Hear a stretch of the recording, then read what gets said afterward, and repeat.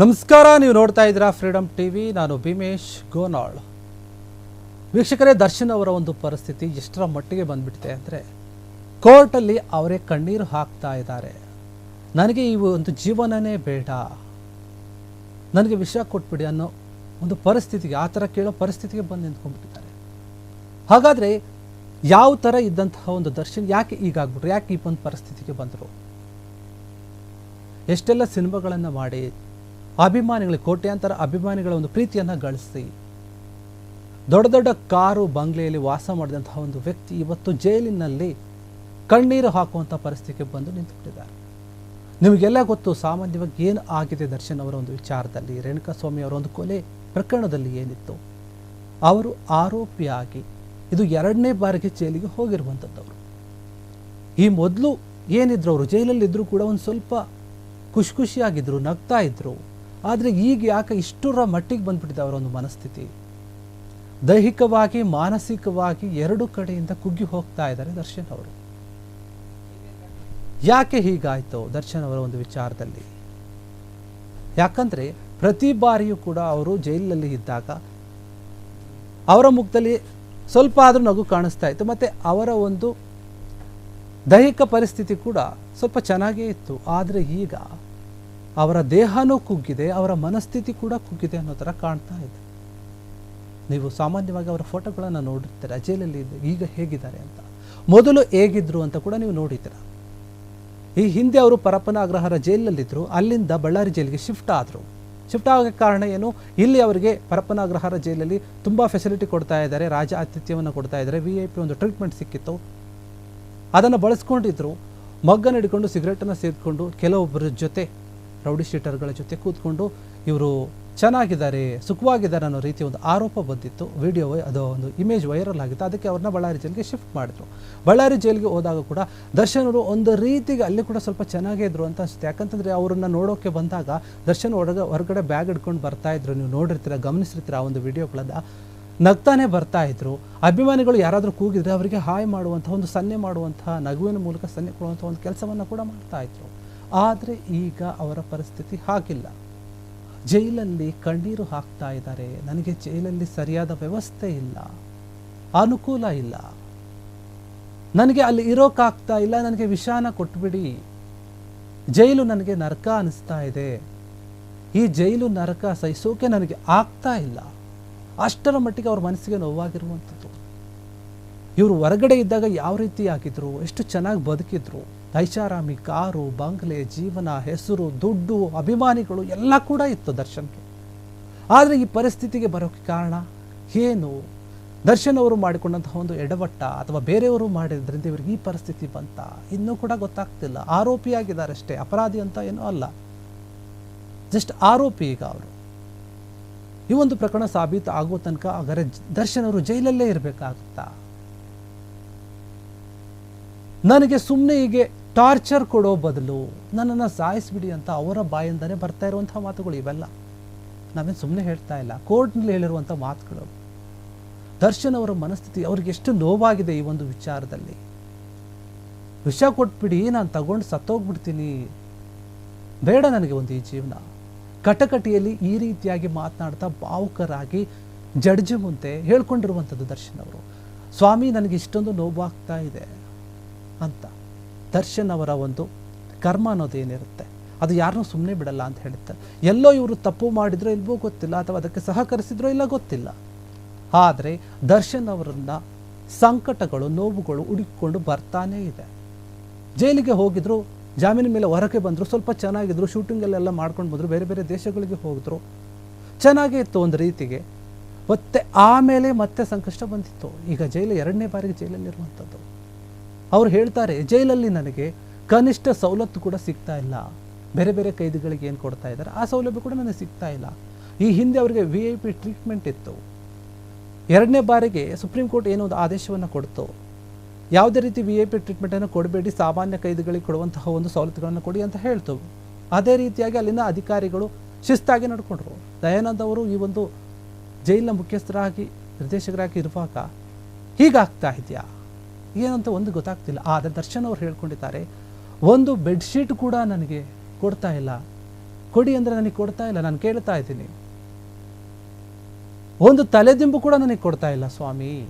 ನನ್ನನ್ನು ಜೈಲು ಸಿಬ್ಬಂದಿ ಕನಿಷ್ಠವಾಗಿ ನೋಡ್ತಾ ಇದ್ದಾರೆ, ತುಂಬ ಕೀಳಾಗಿ ನೋಡ್ತಾ ಇದ್ದಾರೆ. ಸಾಮಾನ್ಯ ಕೈದಿಗಳಿಗಿಂತ ಇನ್ನೂ ನನ್ನ ಕೀಳಾಗಿ ನೋಡ್ತಾ ಇದ್ದಾರೆ.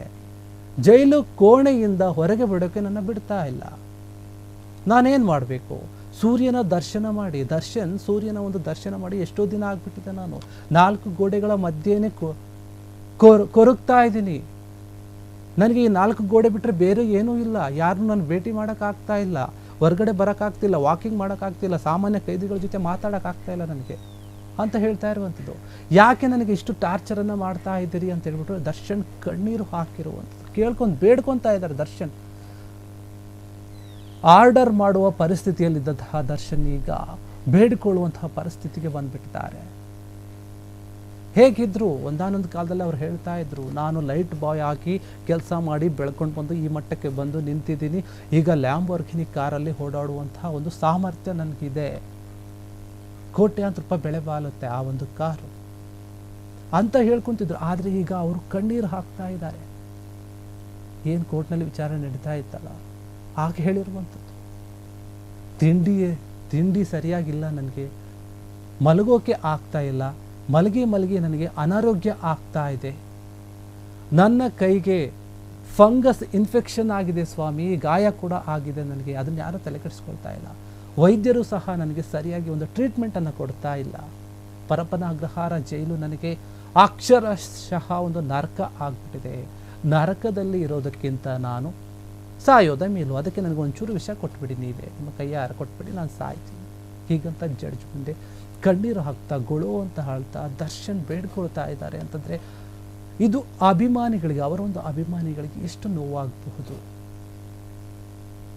ಒಬ್ಬ ಅವರ ಇಷ್ಟಪಡುವಂತಹ ನಟ, ಅಭಿಮಾನಿಸುವಂತಹ ಒಬ್ಬ ನಟ ಈ ಪರಿಸ್ಥಿತಿಗೆ ಬಂದಿದ್ದಾರೆ ಅಂದರೆ ನಿಜವಾಗಿಯೂ ಅವರು ತಪ್ಪು ಮಾಡಿದ್ದಾರೆ ಇಲ್ವಾ ಇನ್ನೂ ಯಾರಿಗೂ ಗೊತ್ತಿಲ್ಲ.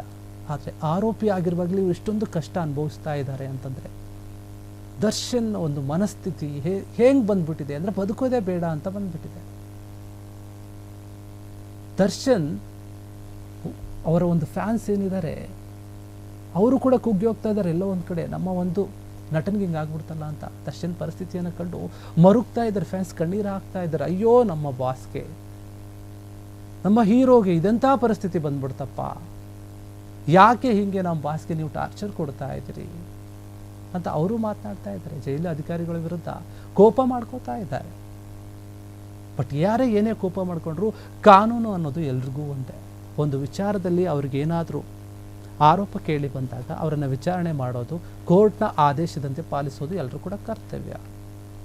ಒಬ್ಬ ಸಾಮಾನ್ಯ ವ್ಯಕ್ತಿ ಆಗಲಿ ಅಥವಾ ಸೆಲೆಬ್ರಿಟಿ ಆಗಲಿ, ಯಾವುದೋ ಒಂದು ರಾಜಕಾರಣಿಗಳು ಯಾರೇ ಆದರೂ ಕೂಡ ಕೋರ್ಟ್ನ ಆದೇಶವನ್ನು ಪಾಲಿಸಬೇಕು. ಆದೇಶದಂತೆ ಅಧಿಕಾರಿಗಳು ನಡ್ಕೊಳ್ತಾ ಇದ್ದಾರೆ. ಆದರೆ ಈ ಹಿಂದೆ ವೈಭವದಲ್ಲಿ ಮೆರೆದಿದ್ದಂತಹ,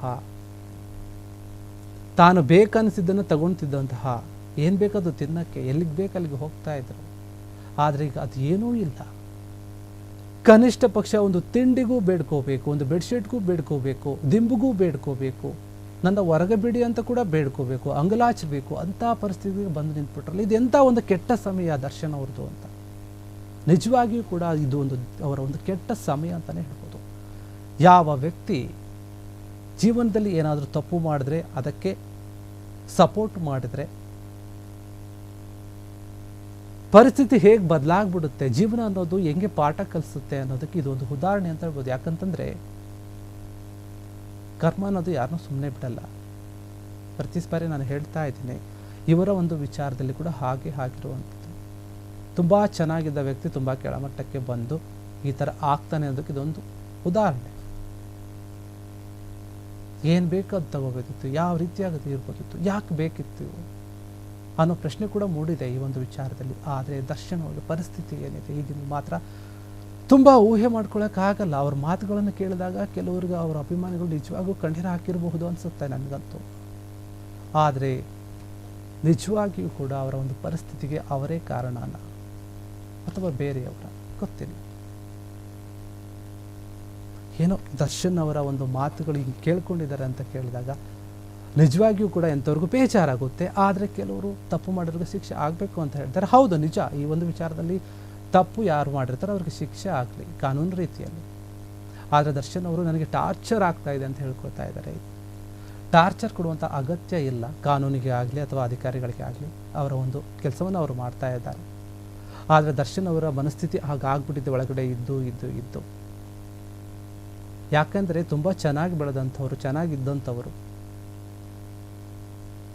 ಇವತ್ತು ಈ ಪರಿಸ್ಥಿತಿಗೆ ಬಂದು ನಿಂತ್ಕೊಂಡು ಕಣ್ಣೀರು ಹಾಕ್ತಾ ಇದ್ದಾರೆ ಅಂತಂದರೆ ನಿಜಕ್ಕೂ ಕೂಡ ಇದು ಒಂದು ಕನ್ನಡ ಚಿತ್ರರಂಗ ಯೋಚನೆ ಮಾಡಬೇಕು. ಮತ್ತು ಪ್ರತಿಯೊಬ್ಬ ಮನುಷ್ಯ ಕೂಡ ಯೋಚನೆ ಮಾಡಬೇಕು. ಎಂಥ ದೊಡ್ಡ ವ್ಯಕ್ತಿ ಆದರೂ ಸರಿ, ಯಾವ ಒಂದು ಮಟ್ಟದಲ್ಲಿ ಇದ್ದರೂ ಸರಿ, ಹಣ, ಆಸ್ತಿ, ಅಂತಸ್ತು, ಜನ ಎಲ್ಲರೂ ಇದ್ದರೂ ಕೂಡ ಪರಿಸ್ಥಿತಿ ಅನ್ನುವಂಥದ್ದು, ಕಾಲ ಅನ್ನುವಂಥದ್ದು ಒಬ್ಬ ಮನುಷ್ಯನನ್ನು ತಪ್ಪು ಮಾಡಿದರೆ ಅಥವಾ ತಪ್ಪಿನ ಮಾಡಿದಾನೆ ಅಂತ ಅವನ ಮೇಲೆ ಒಂದು ಆರೋಪ ಬಂದರೂ ಕೂಡ ಹೆಂಗಾಗ್ಬಿಡುತ್ತೆ ಒಂದು ಜೀವನ, ತಲೆ ಕೆಳಗಾಗ್ಬಿಡುತ್ತೆ ಅನ್ನೋದನ್ನು ತೋರಿಸ್ಕೊಟ್ಟಿರುವಂಥದ್ದು ಇವರ ಒಂದು ವಿಚಾರದಲ್ಲಿ.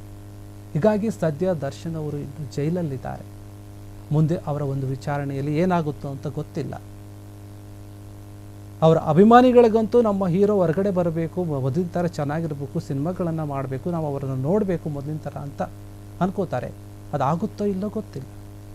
ಸದ್ಯಕ್ಕೆ ದರ್ಶನ್ ಕಣ್ಣೀರು ಹಾಕುವಂತಹ ಪರಿಸ್ಥಿತಿಯಲ್ಲಿದ್ದಾರೆ. ಯಾರೋ ಒಬ್ರು ಹೇಳಿದರು, ಜೈಲಲ್ಲಿ ನಾನು ದರ್ಶನ್ ಅವರನ್ನು ಹೋಗಿ ನೋಡಿದ್ದೆ, ಭೇಟಿ ಮಾಡಿದ್ದೆ, ಅವರ ಒಂದು ಮುಖದಲ್ಲಿ ಪಶ್ಚಾತ್ತಾಪದ ಕಾಣ್ತಾ ಇತ್ತು ಅಂತ.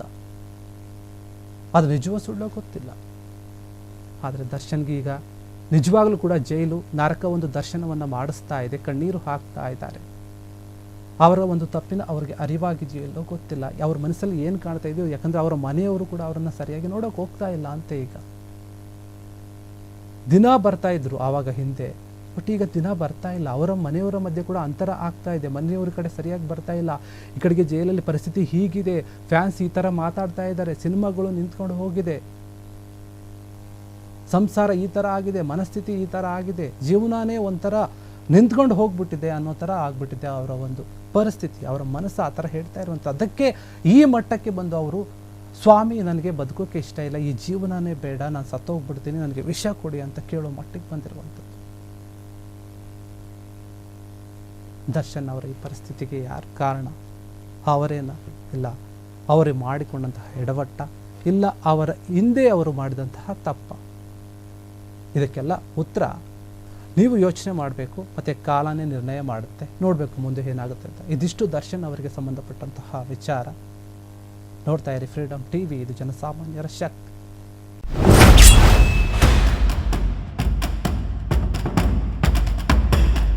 ಕ್ಷಣ ಕ್ಷಣದ ಸುದ್ದಿಗಳಿಗಾಗಿ ಫ್ರೀಡಮ್ ಟಿವಿ ಸಬ್ಸ್ಕ್ರೈಬ್ ಮಾಡಿ, ಲೈಕ್ ಮಾಡಿ ಹಾಗೂ ಫಾಲೋ ಮಾಡಿ. ಹೊಸ ಸುದ್ದಿಗಳ ನೋಟಿಫಿಕೇಶನ್ಗಾಗಿ ಬೆಲ್ ಐಕಾನ್ ಮೇಲೆ ಕ್ಲಿಕ್ ಮಾಡಿ.